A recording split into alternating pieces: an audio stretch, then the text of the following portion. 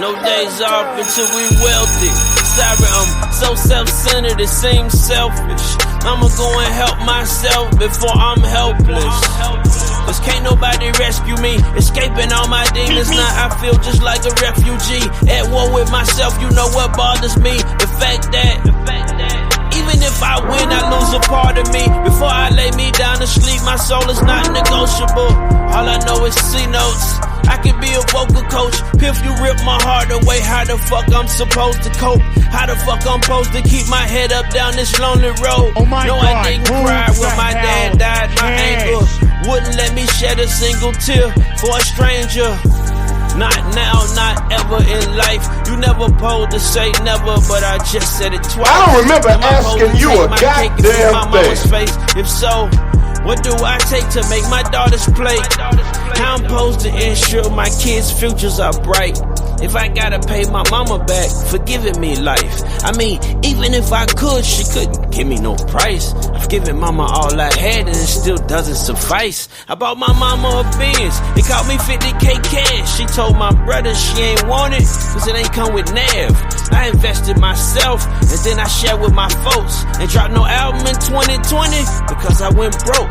I had my head above water, another sip and I drowned. Took every dollar I had to put Piff in the ground. I still had to survive, I still had to provide. I had to swallow my pride, I had to borrow from Smiles. Then my granddaddy passed, and I was down to my last. Then my mama needed therapy, so that go my last. Then the well ran dry, then I needed help.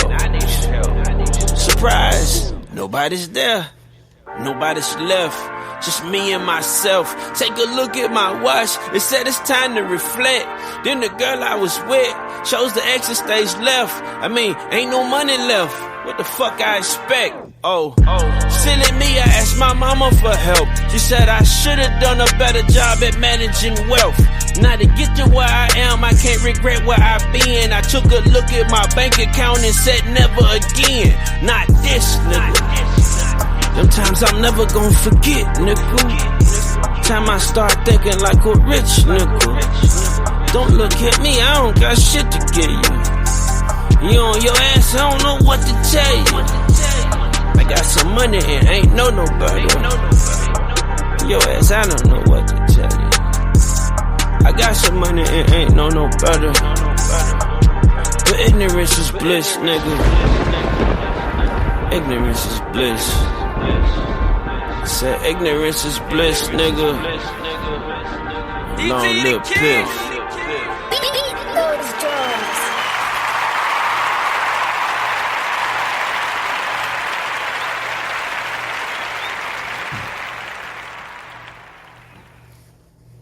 Lord, let me forgive, never let me forget.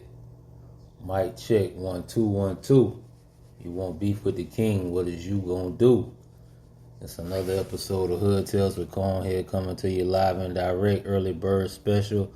Thank God it's Freeday. And we gonna talk about, this is episode 237. We gonna talk about why do people think I'm mean? Man, I really can't fathom or understand why so many people think I'm a mean person. And I don't believe I'm a mean person, I'll be honest with you. I really believe that I'm a hooker with a heart of gold, minus the hooker part, but I got a heart of gold, and I really feel like I do have the best intentions for everybody who come in my life and who has left my life, you know. I don't feel like I do anything on a malicious intent, or I try to be an asshole, even though sometimes I guess people think you're an asshole because you speak your truth and you don't bite your tongue, and honestly, you don't put up with nobody bullshit. And I find myself, like, from facial expressions, like, people like, you look like you mean, and I'm like, nah, it's just my face. I can't make my face change. I don't think I screw it up enough or anything like that. I'm frowning all the time, or I got, like, my wrinkles around my eyebrows and shit. Like, I don't You know, I can't see my face unless I look in the mirror. So I can't see what you see if you're looking at me. But I found this to be very, very entertaining that I'm a mean person, or I look like I'm mean, or you seem like you mean. And that's not even the case. I mean, I know a lot of people don't like I could respect a person being honest. I have no problem with that. I really don't. I'd rather you be honest with me than to bullshit me, a lot of me, or try to manipulate me. But I think the issue is I talk so stern, but I'm supposed to talk stern. Like I'm supposed to talk. Like you're supposed to say what you mean and mean what you say. But I see a lot of times people get away from that.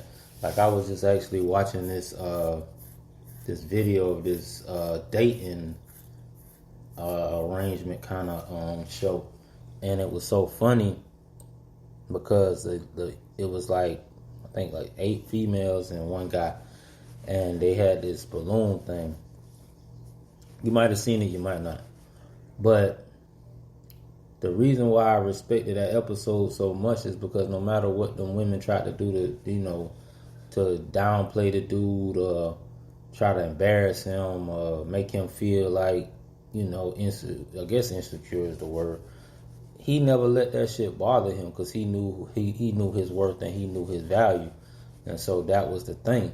And like he gave everybody their respect. Like he didn't call them bitches and hoes and cunts and shit. But he was just like, look, you saved me. You saved me a headache. You basically saved me from a problem. You know what I'm saying?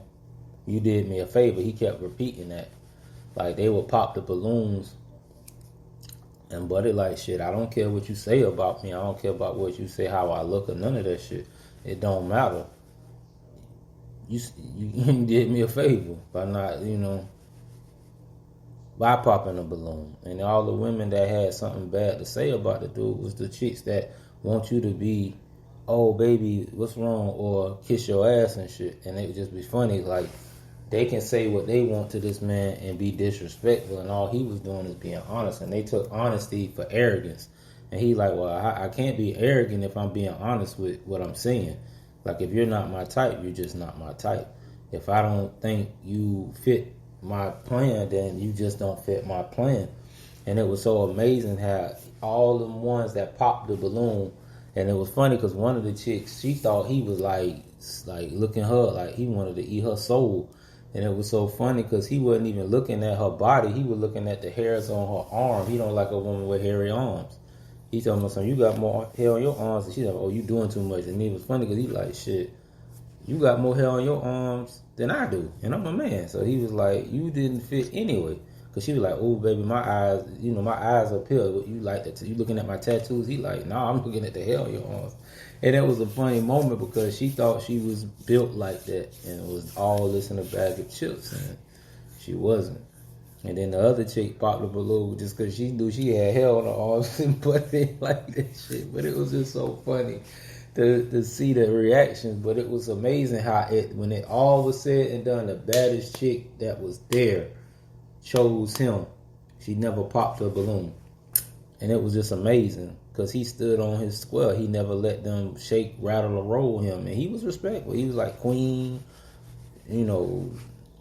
madam or whatever. But they just was mad because, Buddy, he liked himself. No matter what they tried to do to discourage him or intimidate him, he didn't budge. And I think that's where it comes from half of the time. I've just been a confident person all my life. I never let anything or anyone bother me. Even when I get bad news, I make the best of it. Like you take the lemons, you cut them up, you squeeze them, throw the rinds in the motherfucking in the pitcher, put ice in that shit, little sugar, stir it up, and you got lemonade. So, and that's just how I see things. Like, I don't think I'm mean.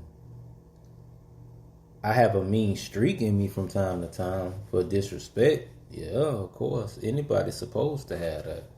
But I've always stood up for myself. I never let anybody push me around, bully me or anything like that. And I ain't gonna let nobody do it to me now.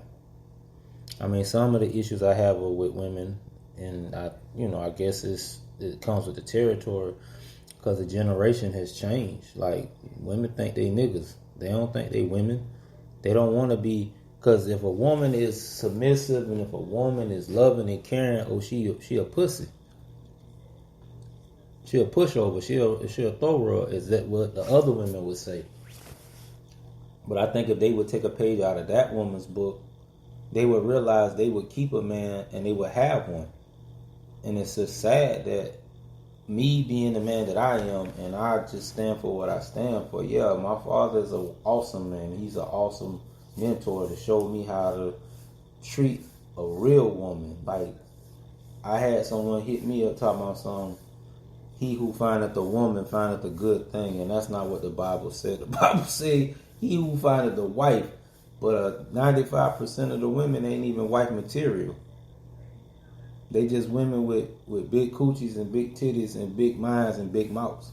And all they do is sit back and regurgitate and throw up the bullshit that society is telling them that you this and you that and you should be this and that. And I actually had not even an argument, a disagreement with this young lady by her telling me that she is the table. And I don't know where this terminology fucking come from, like this happy wife, happy life shit. That's a fuck nigga and that's a bitch ass nigga that came up with that idea. Because if you your happiness depends on this woman being happy, you might as well give up. Because think about it. If she's never happy with herself, how the fuck she gonna be happy with you? How? Nobody can explain that shit. How am I supposed to I shouldn't make you happy. You should be happy because you love life and you should be happy with God in your life. Not me doing shit to please you. That's slave shit. And then it's crazy because when I was having the conversation, she was like, oh, I'm the table, this, and that. And I asked her, so why would you be on the phone with me if you're the table? Why are you always walking away from relationships? If you're the table and you got all this going on for yourself, you wouldn't be talking to me on the phone. You would be with your man and you would be with your husband or whoever. And I don't get it, but I'm mean because I speak my truth. I'm not sugarcoating shit and I ain't hiding nothing. I'm not supposed to. See, people want to get pacified and pat on their ass like they still wear diapers and shit. And that's not the way the world works. But we be so bamboozled and tricked into all kind of shit about life.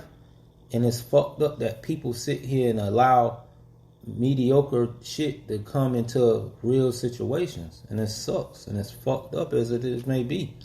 Like, if a woman can be respectful, loving, and caring, a lot of these women would be in relationships. No, they want to talk like a man, walk like a man, act like a man. What Steve Harvey bitch ass say, think like a man. And it's half that shit he wrote. Niggas ain't even like that. Men ain't even like that. But people are taking advice from a man who is married to a woman who never wanted him in the first fucking place until he got money.